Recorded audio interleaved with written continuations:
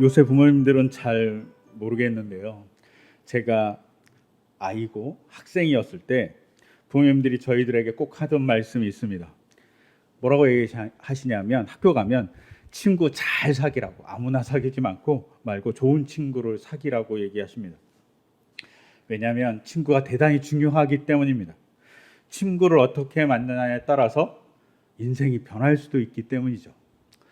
가끔 목사님들이 원래는 교회를 안 다녔는데 자기가 알던 친구가 교회를 다녀서 그 친구 따라 교회 갔다가 나는 목사가 됐다는 간증을 가끔 듣기도 합니다. 또한 최근에 도쿄올림픽에서 양궁에서 2개의 메달을 딴 김재덕이라는 선수가 있습니다. 고등학생 이 선수는 사실은 자기가 먼저 한 게 아니라 친구가 양궁 같이 하자고 그래서 양궁 따라 같이 했답니다. 인터뷰에서 그렇게 얘기하더라고요. 그리고 그 따라한 양궁에서 그는 금메달을 땄습니다. 친구를 어떻게 만나냐가 아주 중요한 일이 됩니다. 그리고 그렇게 중요한 친구이기 때문에 우리의 속담에 이런 말이 있죠. 친구 따라 강남 간다고.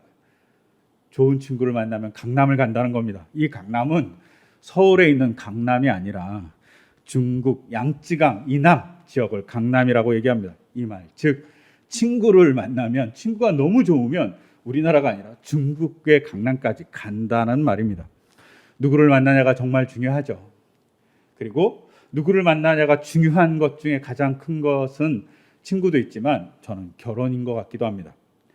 평생의 반려자를 얻으면 아니면 평생에 사랑하는 사람을 만나면 인생이 엄청나게 변합니다. 그것을 잘 나타내고 있는 소설이 도스토옙스키의 죄와 벌이라는 소설입니다.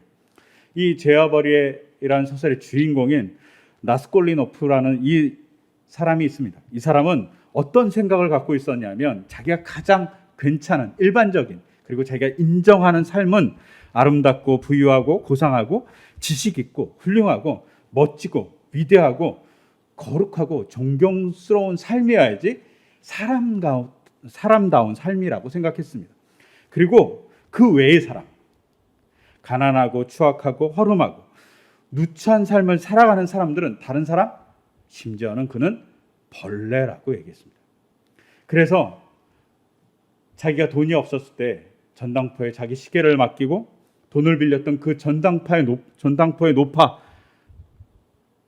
추악하게 남의 돈을 빼앗는 그 노파를 그는 벌레라고 생각합니다. 그래서 그 노파를 죽이죠. 사람이 아니라고 생각하니까 죽일 수 있었던 겁니다. 이렇게 사람을 사람과 벌레로 나누던 이 주인공인 라스콜리노프가 소냐라는 여자를 만납니다. 거리에서 자기 몸을 팔면서 가족의 생계를 유지하는 그 여자를 만나고 변합니다. 누추하고 별 볼 일 없고 추하지만 사람을 사랑하는 사람이 진짜 사람이라는 사실을 알아갑니다. 즉 누구를 만나냐가 사람이 변하는 중요한 시점을 갖습니다.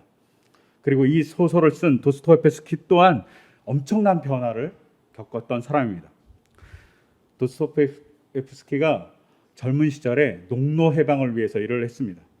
그러다가 그 혐의로 시베리아로 유배를 보내지게 됩니다. 그리고 유배길에 쭉 가다가 토벌스크라는 작은 마을에 도착해서 거기서 잠깐 머물게 됩니다.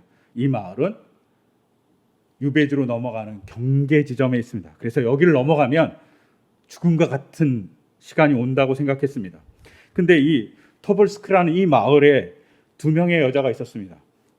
이 여자분들은 자기의 남편을 감옥에 보내고 그 남편을 위해서 옥바라지를 하던 폼비지나와 안네코바라는 2 부인이었습니다. 이 폼비지나와 안네코바는 도스토옙스키가 유배를 막 가니까 너무나도 마음에 불쌍하니까 10루블짜리 지폐를 성경에 끼워서 성경을 줍니다. 그리고 도스토옙스키는 유배지에서 유일하게 읽을 수 있는 책인 성경을 나달나달 해질까지 매일매일 읽습니다. 아마 유배지에서 4년 있었던 걸로 제가 기억합니다. 4년 동안 유배 생활하는 동안 그 책을 열심히 읽었습니다. 그리고 유배에서 풀려나서 페테르스부르크로 다시 돌아왔을 때 그때도 그는 그 성경을 갖고 있습니다. 또한 러시아에서 떠나서 유럽을 방랑할 때도 그 성경을 갖고 있습니다. 병을 앓고 너무나도 힘들 때, 그리고 말년에 그는 자기의 부인에게 그 성경을 읽어달라고 얘기합니다. 그래서 부인이 성경을 매일 읽어줍니다. 그리고 생을 마감하는 죽음의 날 그는 성경을 껴안고 죽었다고 전해집니다. 그리고 그가 도스토옙스키가 쓴 많은 소설에서 성경 이야기는 아주 중요하게 나옵니다. 죄어버리라는 소설에서는 나사로의 이야기가 나오고 악령이라는 소설에는 거라사의 광인 이야기가 나옵니다. 까라마조프의 형제들에 대한 이야기는 대심판 이야기가 나오면서 예수님에 대한 이야기가 나옵니다. 끊임없이 이 성경을 인용해서 성경의 내용으로 도스토옙스키는 자기의 소설들을 써가는 모습들을 잘 보여주고 있습니다. 즉 자기 문학의 친구로 그는 성경을 만났던 것이죠. 그리고 그 성경을 통해서 많은 이야기를 하고 있습니다. 인생이 변하고 자기 성경의 풍부함이 달라졌습니다. 친구는 이렇게 중요합니다. 그런데 이렇게 중요한 친구, 좋은 친구를 만나야 되죠. 하지만 교회에서는 또 다른 얘기 하나를 더합니다. 네가 좋은 친구가 되면 된다고. 우리가 좋은 친구가 되기 위해서 어떻게 해야 됩니까? 우리가 먼저 좋은 친구가 되신 하나님을 만나야 됩니다. 모본이 있어야 되잖아요. 그래서 그 모본을 잘 보여주는 얘기가 바로 오늘 우리가 읽었던 이사야서 41장의 본문입니다. 이사야서 41장에서 하나님은 아브라함에게 친구라고 오늘 부릅니다. 그런데 이 친구라는 단어가 일반적으로 히브리어에서 친구라고 쓰이는 메레아든가 레아라는 단어로 쓰여 있지 않습니다. 이 레아는 그 야곱의 아내 레아하고 철자가 완전 달라요. 그래서 똑같은 말이 아니에요. 이 레아는 친구라는 뜻입니다. 그리고 메레아는 레아의 메자가 더 접두어가 붙었잖아요. 그래서 메레아는 조금 친구 중에 절친한 친구 정도를 의미합니다. 근데 이 레아나 메레아를 이사야서 41장 8절은 사용하지 않고 있습니다. 이사야서 41장 8절의 친구는 히브리어로 오헤브입니다. 이 오헤브라는 것은 히브리어로 아하브라는 단어에서 왔습니다. 아하브는 무슨 말이냐면 사랑한다는 말입니다. 그래서 오헤브는 어떤 말이냐면 사랑하는 사람이라는 뜻이에요. 1차적인 뜻이에요. 즉 오헤브를 쓴 것은 친구인데 사랑하는 친구라는 뜻입니다. 그래서 현대인의 성경, 우리말로 번역된 현대인의 성경은 유일하게 이 오헤브를 뭐라고 번역했냐면 내 사랑하는 친구 아브라함아 이렇게 번역하고 있습니다. 나머지 책들은 대부분 다 친구 혹은 벗으로 번역합니다. 여기서 조금 더 삼천포로 잠깐 빠지면 우리가 보통 언어를 배우잖아요. 그러면 여러 가지 많이 배우는데 그 중에 가장 먼저 배우는 것 중에 하나가 좋아한다는 말과 사랑한다는 말입니다. 근데 히브리어를 이렇게 여러분들이 가끔 듣잖아요. 구약의 히브리어. 그러면 사랑한다는 말을 모릅니다. 생각해보면 구약에서 사랑한다는 말을 들어본 적이 있습니까? 아마 거의 안 들어봤을걸요. 사랑한다는 말의 그 기본적인 단어는 아하브입니다. 아하브, 사랑한다는 말입니다. 우리가 히브리어로 가장 많이 아는 단어는 샬롬이죠. 근데 아하브라는 단어도 대단히 많이 사용하는 단어입니다. 그래서 참고적으로 히브리어는 어떤 사람이 남자를 사랑할 때, 어떤 사람이 여자를 사랑할 때 사용하는 단어가 약간 다릅니다. 뒷글자가 달라요. 그래서 남자를 사랑할 때는 아합티카라고 부릅니다.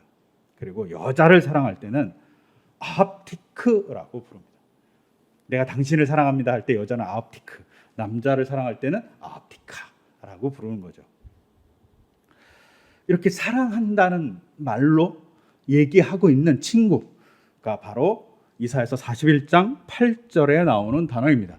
하나님이 아브라함을 사랑하는 친구라고 불러주는 겁니다. 그런데 갑자기 의문이 확 듭니다. 왜냐하면 하나님이 이사야서 41장 8절의 맨 앞에 이스라엘은 종이라고 부르고 있습니다. 아니, 아브라함은 사랑하는 친구라고 불러놓고 이스라엘은 종이라고 부르니까 뭐 이랬다 저랬다 하시는 것 같잖아요.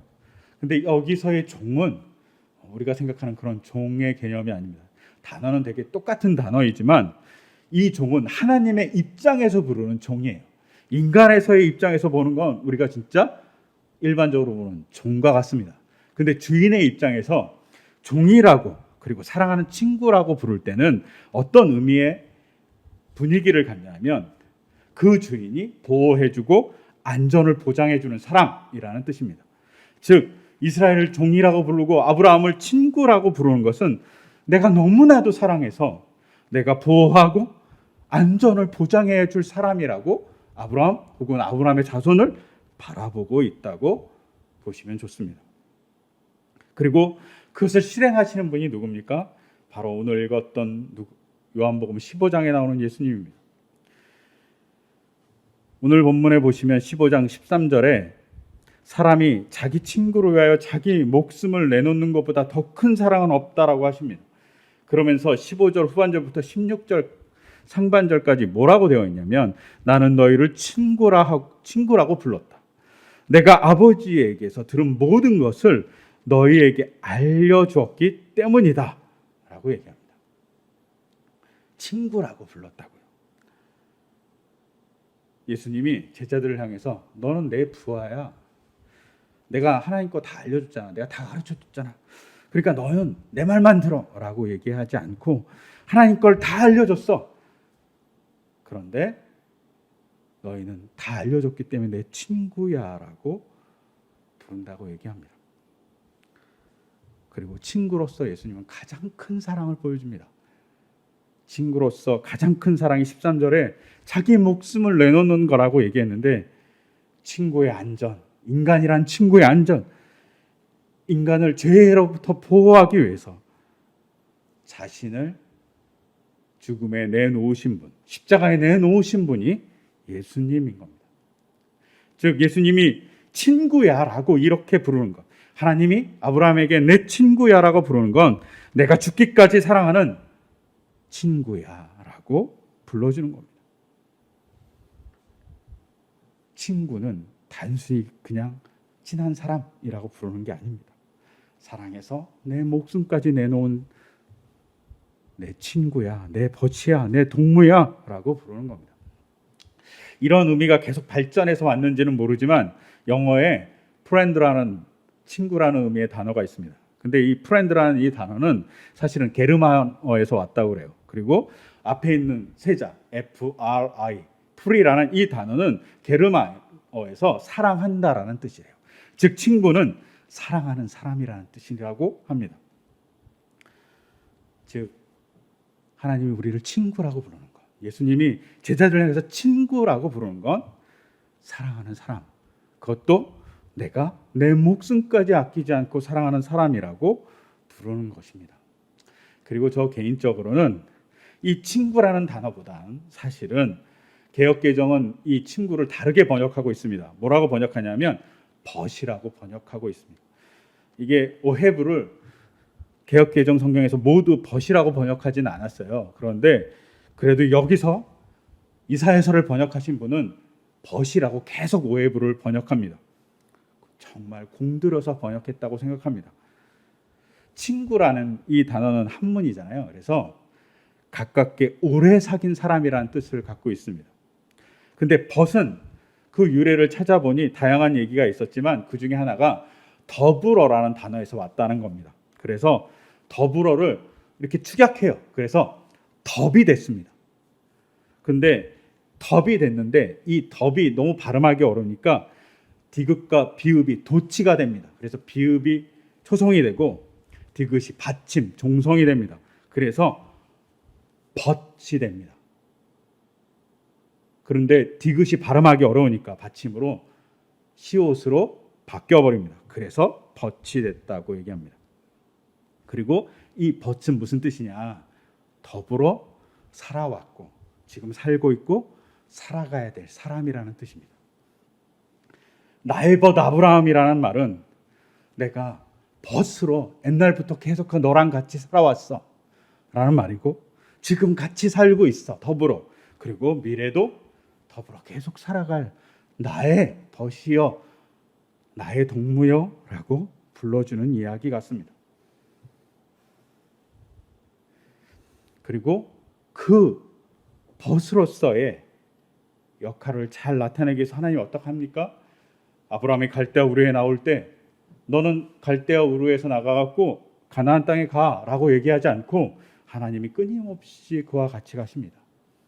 가나안 땅에서 나타나시고 꿈으로 보여주시고 혹은 사람으로서 나그네로서 만나주시기까지 합니다.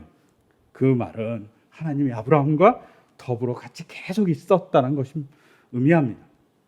버신 하나님, 그 버신 하나님을 또 강하게 나타나는 게 뭡니까? 바로 예수님입니다. 여러분, 예수님의 공생애를 제외하고 예수님의 탄생을 제외하고 나머지 생, 30년의 생을 여러분 보신 적이 있습니까? 외경에는 가끔 나오지만 언급되지 않습니다. 왜 그럴까요? 중요하지 않기 때문입니다. 그 삶이 특이하지도 않기 때문입니다. 즉, 그 삶은 우리의 삶과 같이 별 다를 게 없는 삶이었다는 거죠. 저는 이 기록 없음이 어떤 면에서는 인간과 더불어 인간과 같이 살아가시는 하나님의 평범한 모습, 내가 너와 같이 살고 있어 라고 얘기하는 예수님의 간절한 친구로서의 벗의 모습을 보여주는 증거라고 생각합니다. 우리를 그렇게 다가오시는 거죠.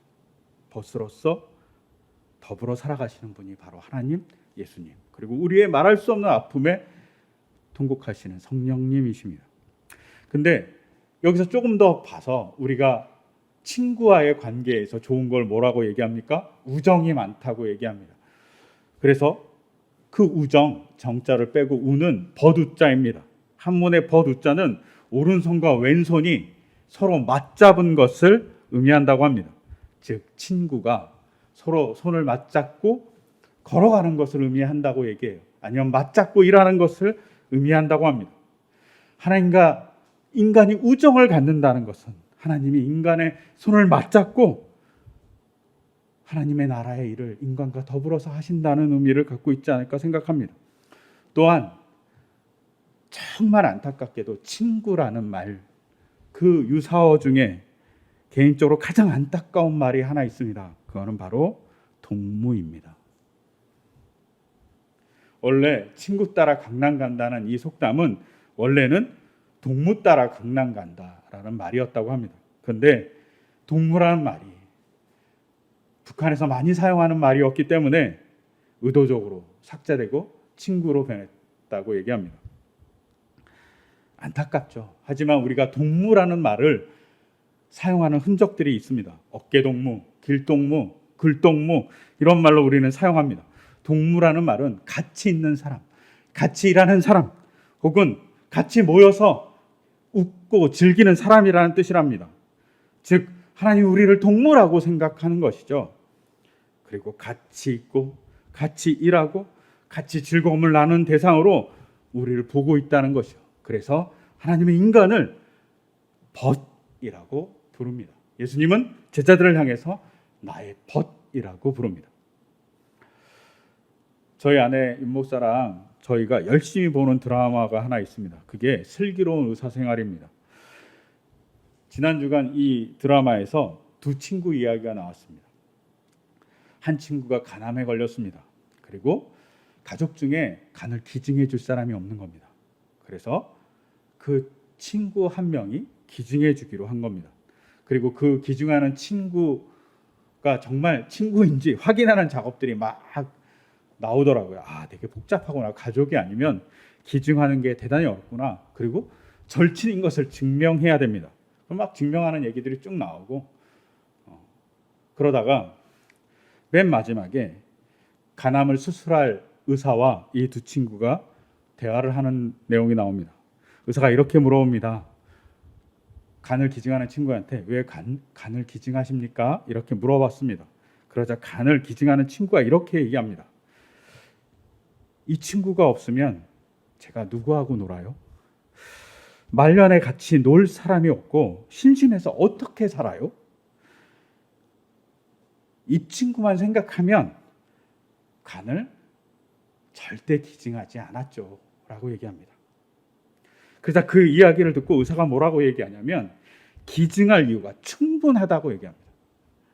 즉 30년 넘게 친구 사이였던 이 사람은 한 사람이 없으면 심심해서 살 수 없는 사람이 된 겁니다. 놀 사람도 없습니다. 그러니 자기가 살려면 친구한테 자기 간을 주어야 한다는 거 얘기합니다. 제 이야기를 들으면서 오늘 본문을 읽으면서 하나님도 우리한테 이렇게 얘기하고 있는 것 아닐까? 아브라함에게 버치라고 얘기할 때 아브라함 너는 그냥 친한 사람이 아니라 아브라함 너 없이는 나는 살 수 없다 라고 얘기하는 하나님의 간절한 이야기이지 않을까 생각했습니다. 또한 제자들에게 동무라고 얘기하는 것은 인간 너와 같이 사는 것이 가장 좋아라고 얘기하는, 같이 어울리는 것이 행복해라고 얘기하는 주님의 이야기 아닐까 생각했습니다. 여러분, 그냥 버치라는 게 친구라는 것이 아니라 너 없이는 살 수 없어 라고 얘기하는 하나님의 고백 같습니다. 그리고 헬라어든 히브리어든 이 친구라는 말은 사랑한다는 말이 포함되어 있습니다. 사랑하는 친구야 라고 얘기하는 겁니다. 내가 너 없이 살 수 없어. 그러기 때문에 주님은 십자가를 지셨을 겁니다. 인간의 스트레스 중에 가장 큰 스트레스가 배우자를 잃는 스트레스라고 얘기합니다. 가장 어려운 것, 하나님께서 가장 어려운 건 사랑하는 인간을 잃어버리는 그 사건이기 때문에 동물로서 어깨동무를 하고 길동무를 하고 글동무를 할 인간을 버시라고, 잃어버릴 수 없다고 얘기하는 것이지 않을까 생각했습니다. 그리고 우리는 그런 벗을 벗되게 하는 도리를 우리는 여러 가지로 배웠습니다. 이렇게 동양의 전통 안에서 벗에 대한 도리를 얘기하는 일들이 되게 많이 있습니다. 그 중에 우리가 잘 아는 화랑의 세속오개, 그 다음에 상강오륜 이런 데서 보면 화랑의 세속오개에는 교우이시란 말이 있습니다. 친구끼리 믿음이 있어야 된다는 말입니다. 또한 상강오륜엔 붕우유신이라는 말이 있습니다. 붕우, 친구라는 뜻이죠. 이 친구끼리는 유신, 믿음이 있어야 된다고 얘기합니다. 신뢰가 있어야 된다고 얘기합니다. 끊임없이 신뢰하는 관계가 친구의 관계라고 얘기하죠. 한번 아브라함을 생각해 보십시오. 아브라함이 끊임없이 하나님께서 너에게 아들을 줄게라고 얘기할 때마다 잘 못 믿습니다. 왜? 자기가 나이가 많으니까. 75세에 그 얘기를 들었으니까요. 그러다가 조금 몇 년이 지난 다음에 하나님 제 다메섹 종이 있습니다. 그 사람을 그냥 양자로 드리면 안 될까요? 아니라고 얘기하죠. 10년이 지났습니다. 그러자 사라가 자기의 몸종 하가를 주면서 이 여자와 같이 동침해서 아들을 낳으라고. 그래서 정말 아들을 낳았습니다. 그리고 아브라함은 그 아들이 자기 상속자라고 생각합니다. 근데 99살 되었을 때 하나님이 아들을 주겠다고 또 얘기합니다. 그러자 아브라함이 뭐라고 얘기하냐면 하나님 이스마엘이나 잘 살게 해주세요. 이렇게 얘기합니다. 그런데 아브라함이 그렇게 믿지 못하고 아브라함이 그렇게 하나님을 신뢰하지 못하지만 계속 아브라함을 신뢰하고 아브라함이 끊임없이 말을 해주신 분은 하나님입니다. 천사를 보내고 나그네를 보내고 꿈에서 나타나고 환상에서 나타나서 끊임없이 믿음을 보여줍니다. 하나님이 교우이신 그리고 붕우이신을 하십니다. 믿어주는 거죠. 또한 제가 전에도 말씀드렸지만 예수님이 인간을 믿지 않으면 십자가에 달릴 수 없습니다. 내가 인간을 믿어서 인간을 구원하기 위해서 내가 십자가에 달려라고 얘기합니다. 내가 사랑하는 모습을 보여줘. 그런데 성삼위 일체 하나님이 인간을 믿지 않는다면 그걸 달릴 수 없죠. 내가 너희를 이렇게 믿어라고 얘기하는 시도가 십자가입니다. 사랑도 있지만 거기에는 믿음도 있습니다. 그 믿음을 보여주시는 것이죠. 그리고 벗을 사귀는 도리의 두 번째는 박인노라는 조선 중기의 선비가 오른가라는 시조를 지었습니다. 이 오른가라는 시조의 끝부분에 이런 말이 있습니다. 친구에 대해서 뭐라고 얘기했냐면, 친구를 사귈 터이면 신의가 있게끔 사귀겠다. 신의가 없이 사귀면 또 서로 공공함이 없고서야 사귀고 지낼 수 있겠는가? 서로 공공함이 없고서야 사귀고 지낼 수 있겠는가? 한평생 언제까지나 벗을 공경하기를 처음과 끝이 조금도 다름없이 하겠다. 박인노는 자신의 오른가란 시조에서 친구가 사귐의 중요한 덕목이 공경이라고 얘기합니다. 이거를 저는 그냥 존중이라고 바꾸면 어떨까 싶습니다. 친구를 존중해 주는 거죠. 친구를 무시하면 안 된다는 겁니다. 제가 개인적으로 조금 싫어하는 영화가 몇 개 있습니다. 그 중에 하나가 죄송하지만 곽경택 감독의 친구라는 영화입니다. 이것이 엄청난 히트를 친 영화입니다. 그런데 이 영화를 자세히 보면 조폭에 가담한 두 친구가 서열이 있습니다.